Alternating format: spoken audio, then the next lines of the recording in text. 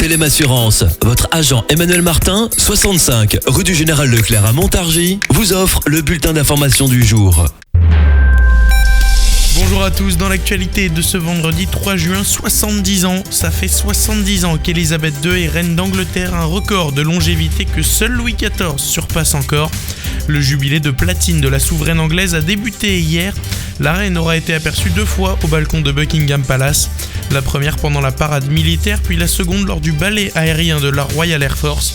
La fête va continuer aujourd'hui et jusqu'à dimanche, jour et nuit dans tout le pays.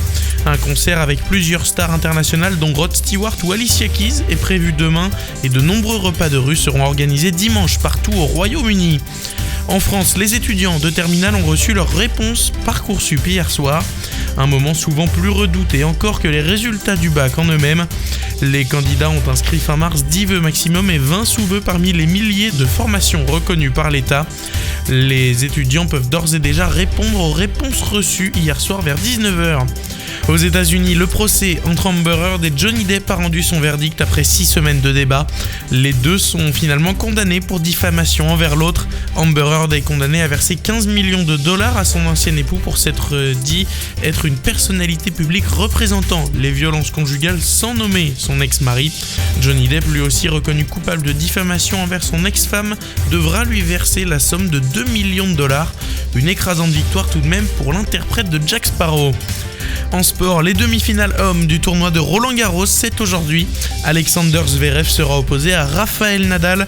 L'Allemand en quête de son premier succès dans un tournoi du Grand Chelem devra batailler dur face à la légende de l'Espagnol et de ses 13 Roland-Garros. L'Espagnol qui s'est défait en demi-finale du numéro 1 mondial Djokovic après un combat de plus de 4 heures. L'Allemand a lui écarté la jeune étoile montante du tennis mondial Carlos Alcaraz.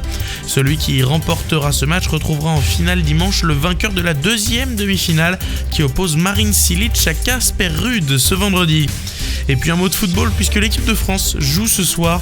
Les Bleus sont sans leur entraîneur Didier Deschamps, endeuillés par le décès de son papa.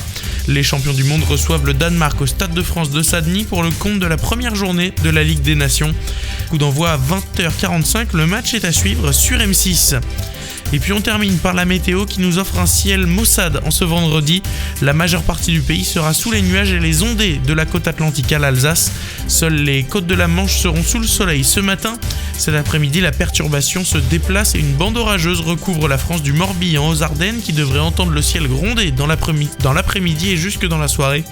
Côté température, légèrement au-dessus des moyennes de saison, les minimales seront comprises entre 15 et 19 degrés, les maximales entre 27 et 32. Le retour de tous vos hits, c'est tout de suite sur Radio Master.